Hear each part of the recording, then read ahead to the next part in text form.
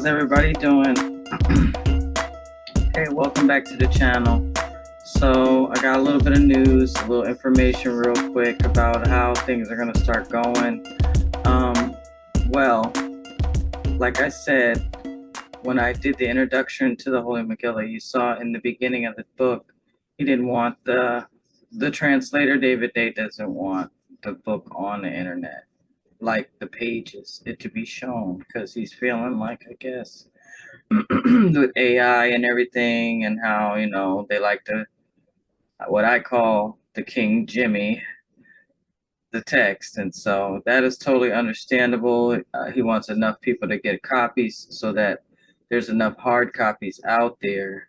So even if they do have a Holy Megilla version 5.0 in 100 years from now, there'll still be people with the original hard copies. So that's why I agree with that, and I want everybody to get your copy. I'm going to just start reading and putting up a picture for you guys to see while I'm reading, and not put any more of the text up there, just out of respect for his wishes. And like I said, you can get your own copy. I got mine in 7 days. It's out in Oregon, the Lighthouse Bookstore. The number is 541-991-3080. And you can either get the paperback, or you could get, and the paperback's like $39, I think, or you can get the hard copy, which is $97. It is worth it, and it's still not finished. There's more scrolls being translated, it tells you in there. So, but this one, the hard copy, has 20 more chapters than the PDF had anyway. So I'm not all the way through with all of those. It was like 82 chapters that were in that PDF.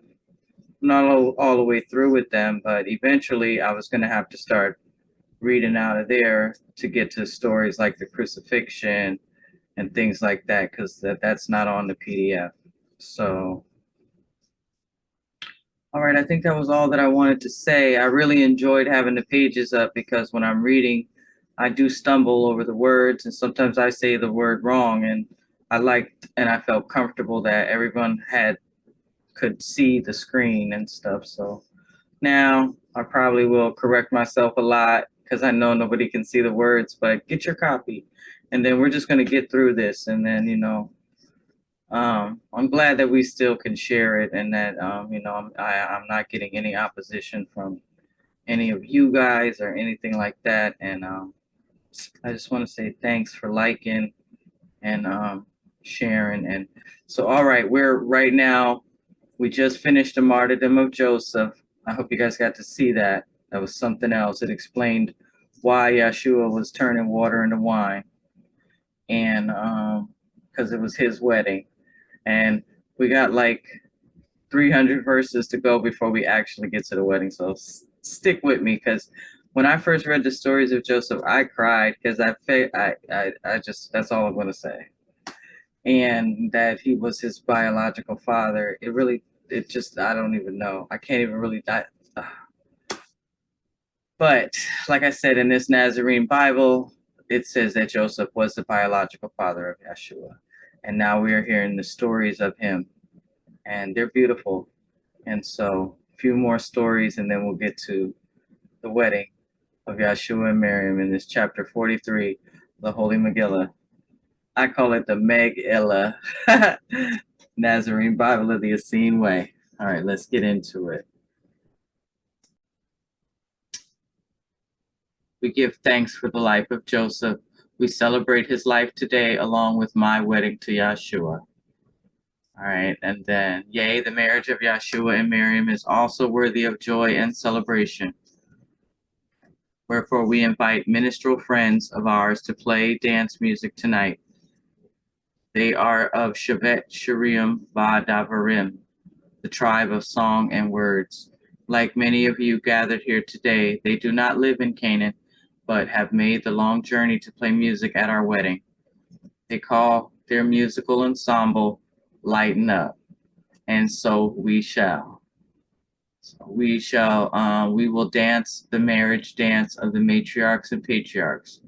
But before the music begins, let us commemorate the life of Joseph in the following manner. Let us of this assembly who feel called to share some words about Joseph do so now. Yahshua spoke first, saying, Joseph was not only my beloved father, lo, he was also my beloved friend. He was a good husband to my mother, a woman so venerated that all of you call her Mother Mary, even her elders. Truly, in a world where such is not, but without playfulness and a light, forgiving heart. Oh, wait a minute, I scooted down too much. Truly, in a world where such is not always the case, I received a wonderful upbringing. Joseph taught me religious philosophy, but not without playfulness and a light, forgiving heart. Joseph was far from brittle. He wrote a scroll that I now ask to be added to the next edition of the Holy Megilla.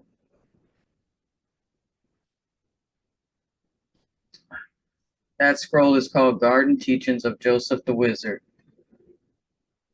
Yahshua paused, and in the stillness of the moment, his countenance glowed brightly. Yahshua put his hand upon his chest, and the beating of his heart was one with the heartbeat of compassion.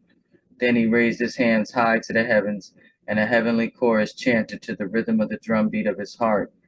And then again there was deep silence, and then Yeshua spoke, saying, Later tonight, after the dance, and I will share stories about my beloved father, Venerable Joseph the Wizard. But now, let us hear from others. Mother Mary spoke next, saying, Though I rejoice in the ascension of Joseph to El Cush, I also mourn his human death. Some weeks have now passed. I've cried many times, and I saw many of you shed tears.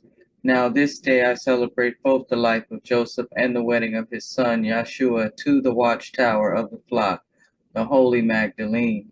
I give thanks. I feel the presence of Joseph here and now. I perceive that he is watching us from his heavenly abode, a smile on his face. I perceive that he asks for celebration of his life, not lamentation. I am ready to do exactly that, and I invite you to join me. All right, so Magazira is a great wizardess. She spoke next, saying, I have a story to tell about Joseph. For most of my career, I taught at the Butterfly School of the Mother Temple in the wilderness outside of Alexandria, but before I taught at Alexandria, my first year of teaching was at Mount Carmel.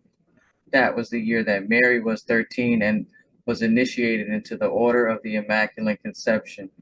I was then one of the priestesses that lived atop the holy Mount Carmel.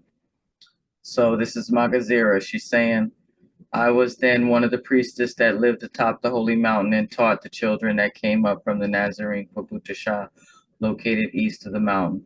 Behold, I was in attendance at Mary's initiation and beheld an angel of YHWH standing behind her. And I beheld an angel of YHWH stand behind Joseph. And I witnessed Joseph look at Mary with the eyes of love, and I witnessed Mary look at Joseph with the eyes of love. I tell you truly, the holy angels appeared that day to rejoice over the love of Joseph and Mary.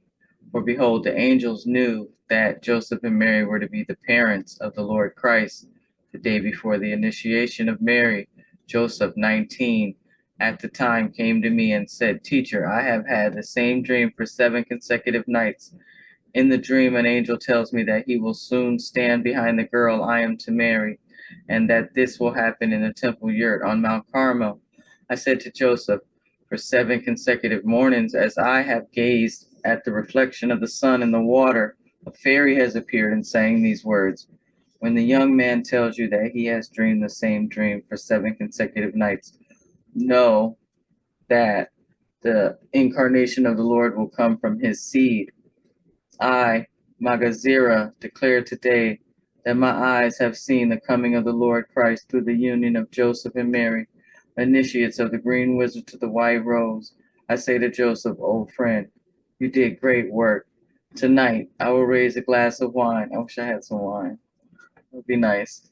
Tonight, I will raise a glass of wine to my lips in celebration of your friendship over so many years. You are the good farmer indeed, for you sowed heavenly seed, now and forever and Yah, amen.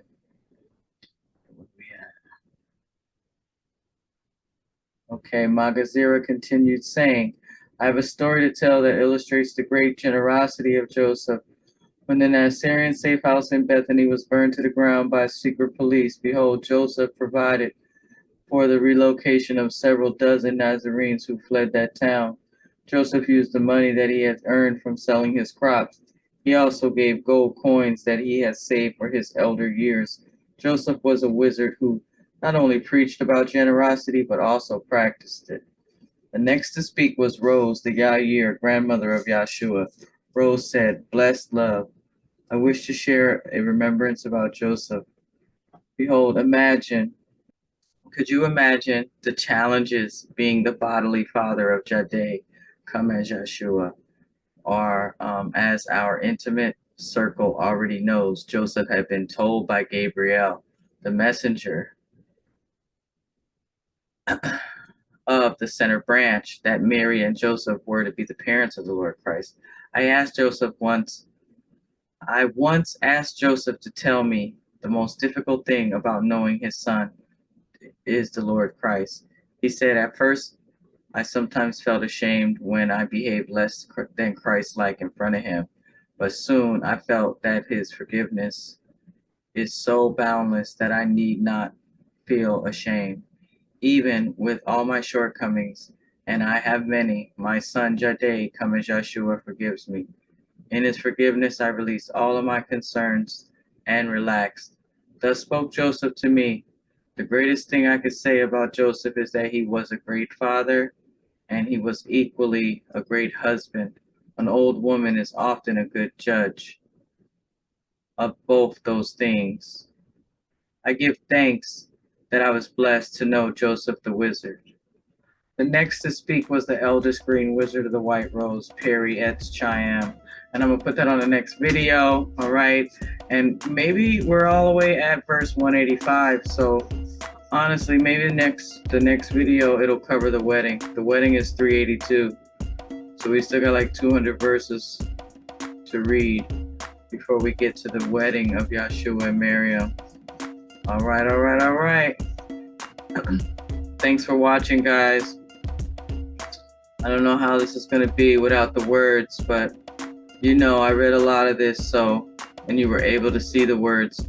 If you need to see them, you are going to need to see them, because I can't read this entire book on here. I've tried, and there's just certain things that for time purposes you can't go and read, but it has a lot of details in here, like you know how in not necessarily the same, but you know how when you get to Numbers in the book of King James Bible, and just like, and he begat, and it begat, and it begats. Well, there's stuff like that in here, sort of, that I skipped through because I wouldn't be able to make a video it would be crazy, it would be too long. But all right, stay tuned, and I'm gonna get the rest of this up here. Thanks for watching, guys.